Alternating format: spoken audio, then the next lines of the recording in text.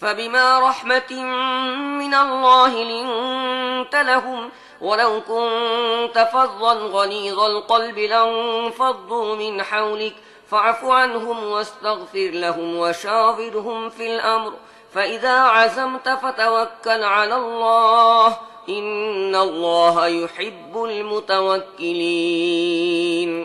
হে নবী, এটা আল্লাহর বড়ই অনুগ্রহ যে তোমার ব্যবহার তাদের প্রতি বড়ই কোমল। নয়তো যদি তুমি রুক্ষ স্বভাবের বা কঠোর চিত্ত হতে, তাহলে তারা সবাই তোমার চারপাশ থেকে সরে যেত। তাদের ত্রুটি ক্ষমা করে দাও, তাদের জন্য মাগফিরাতের দোয়া করো এবং দিনের ব্যাপারে বিভিন্ন পরামর্শে তাদেরকে অন্তর্ভুক্ত করো। তারপর যখন কোনো মতের ভিত্তিতে তোমরা স্থির সংকল্প হবে, তখন আল্লাহর উপর ভরসা করো। আল্লাহ তাদেরকে পছন্দ করেন যারা তার উপর ভরসা করে কাজ করে। إن ينصركم الله فلا غالب لكم وإن يخذلكم فمن ذا الذي ينصركم من بعده وعلى الله فليتوكل المؤمنون. وما كان لنبي أن يغل ومن يغل يأت بما غل يوم القيامة ثم توفى كل نفس ما كسبت وهم لا يظلمون. আল্লাহ যদি তোমাদের সাহায্য করেন, তাহলে কোন শক্তি তোমাদের উপর প্রাধান্য বিস্তার করতে পারবে না। আর যদি তিনি তোমাদের পরিত্যাগ করেন, তাহলে এরপর কে আছে তোমাদের সাহায্য করার মতো? কাজেই সাচ্চা মুমিনদের আল্লাহর উপরই ভরসা করা উচিত। খেয়ানত করা কোন নবীর কাজ হতে পারে না। যে ব্যক্তি খেয়ানত করবে, কিয়ামতের দিন সে নিজের খেয়ানত করা জিনিস সহকারে হাজির হয়ে যাবে। তারপর প্রত্যেকেই তার উপার্জনের পুরোপুরি প্রতিদান পেয়ে যাবে এবং কারো প্রতি কোনো জুলুম করা হবে না। أفمن اتبع رضوان الله كمن باء بسخط من الله ومأواه جهنم وبئس المصير. هم درجات عند الله والله بصير بما يعملون. لقد من الله على المؤمنين إذ بعث فيهم رسولا من أنفسهم يتلو عليهم آياته ويزكيهم ويعلمهم الكتاب والحكمة وإن كانوا من قبل لفي ضلال مبين. أولما أصابتكم مصيبة قد أصبتم مثليها قلتم أنى هذا قل هو من عند أنفسكم إن الله على كل شيء قدير.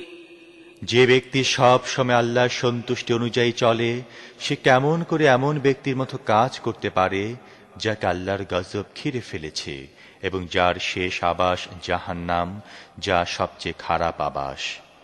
আল্লাহর কাছে এই উভয় ধরনের লোকদের মধ্যে বহু পর্যায়ের পার্থক্য রয়েছে। আল্লাহ সবার কার্যকলাপের উপর নজর রাখেন।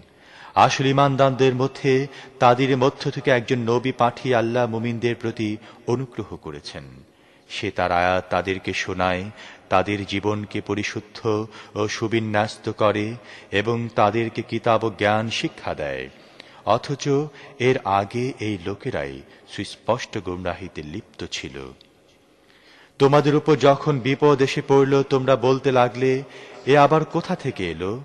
তোমাদের এই অবস্থা কেন? অথচ বদরের যুদ্ধে এর দ্বিগুণ বিপদ তোমাদের মাধ্যমে তোমাদের বিরোধী পক্ষের উপর পড়েছিল। হে নবী, ওদের বলে দাও, তোমরা নিজেরাই এ বিপদ এনেছ। আল্লাহ প্রতিটি জিনিসের উপর শক্তিমান।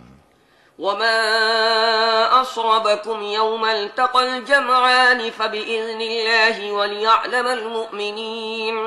وليعلم الذين نافقوا وقيل لهم تعالوا قاتلوا في سبيل الله أو ادفعوا قالوا لو نعلم قتالا لاتبعناكم هم للكفر يومئذ أقرب منهم للإيمان يقولون بأفواههم ما ليس في قلوبهم والله أعلم بما يكتمون الذين قالوا لإخوانهم وقعدوا لو أطاعونا ما قتلوا قل فادرءوا عن أنفسكم الموت إن كنتم صادقين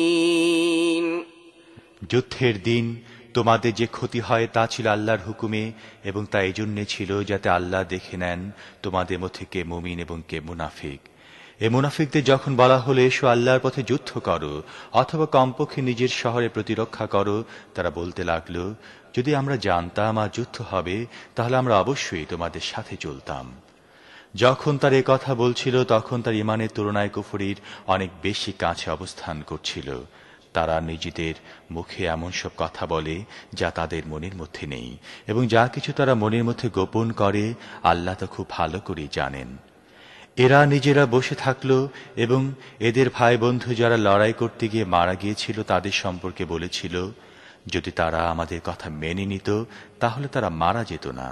ওদের বলে দাও তোমরা নিজেদের কথায় যদি সত্যবাদী হয়ে থাকো তাহলে তোমাদের নিজেদের মৃত্যু যখন আসবে তখন তা থেকে নিজেদেরকে রক্ষা করে দেখাও।